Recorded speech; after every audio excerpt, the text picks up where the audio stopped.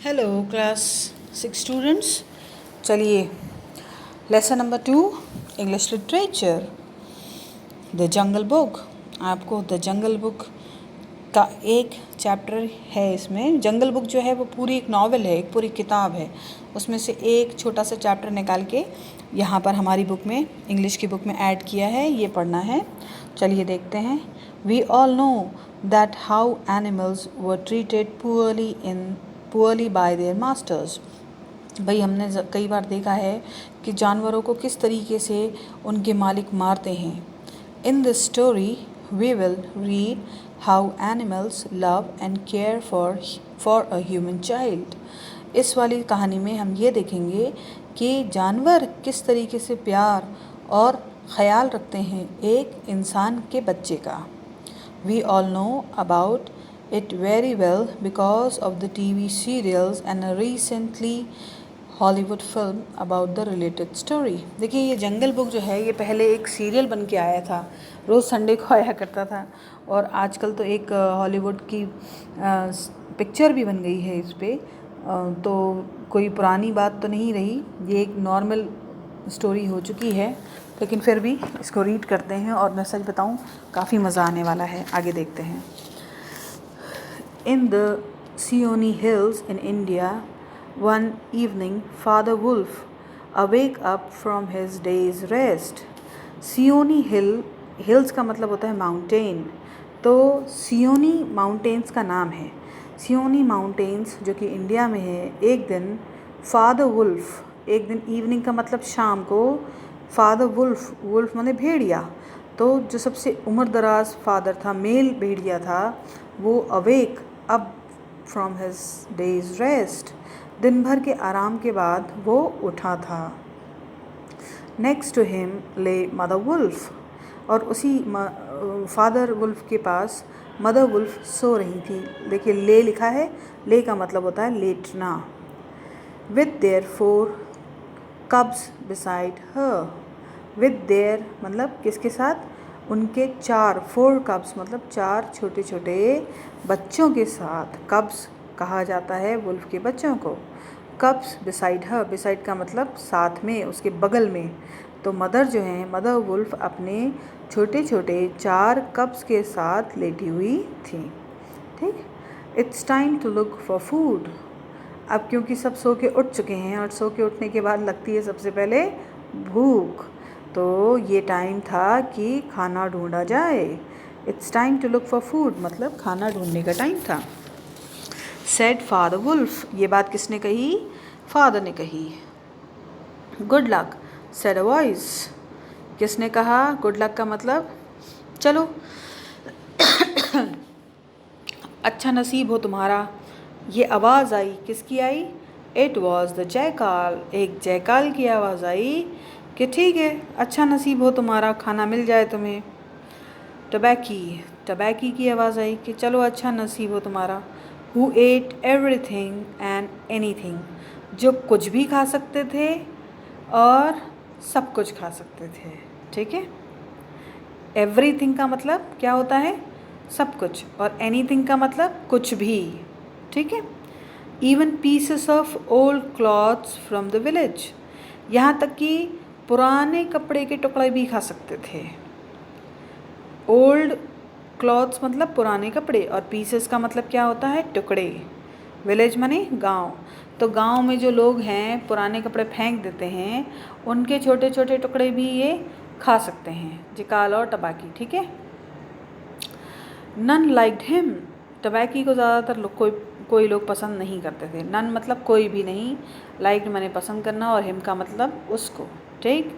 Because he run around making trouble, क्यों पसंद नहीं करते थे, बिकॉज का मतलब क्योंकि, ही रन वो दौड़ता था, अराउंड आगे पीछे, मेकिंग ट्रबल सबको परेशान करने के लिए, ऐसे दौड़ता था कि सब परेशान हो जाते थे। अराउंड मेकिंग ट्रबल मतलब सबको परेशान करने के लिए दौड़ता था। एंड टेलिंग, और बोलता था, बताता था, बैड स्टोरीज अबाउट देम, और लोगों के बारे में बुरी बुरी बातें किया करता था।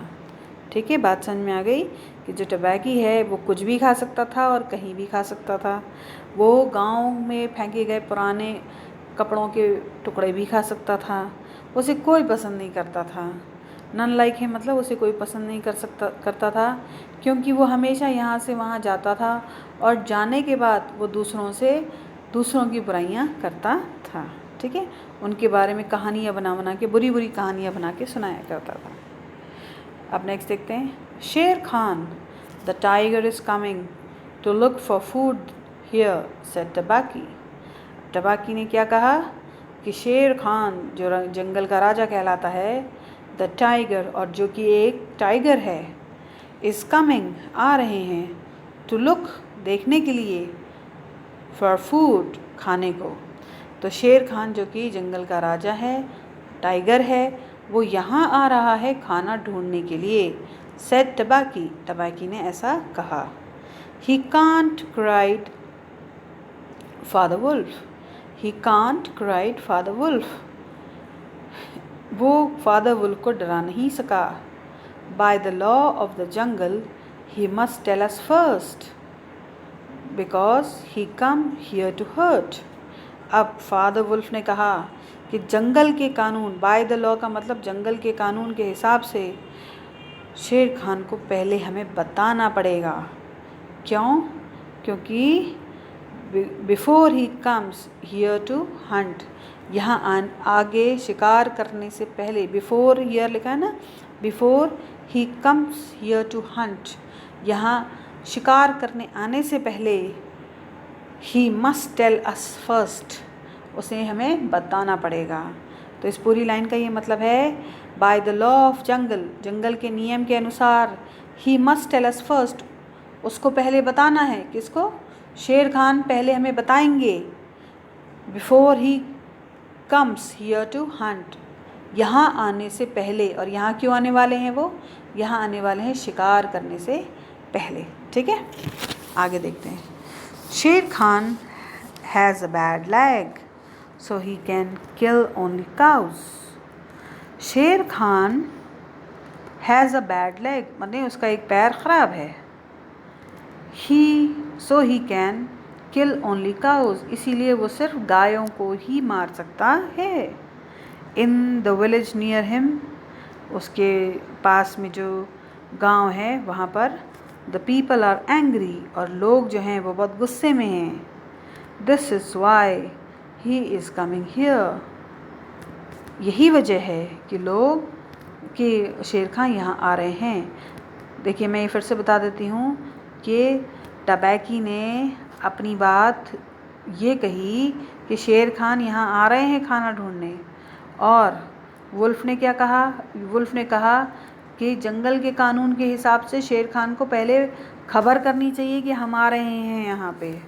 ठीक, टबैकी ने जवाब दिया कि शेर खान का एक पैर खराब है और वो सिर्फ गायों को पकड़ते हैं, और गाय कहाँ रहती हैं? गाय लोग पालते हैं, घरों में रहती हैं। गाय जो है दूध देती हैं, लोगों के लिए काफ़ी आमदनी का ज़रिया होती हैं।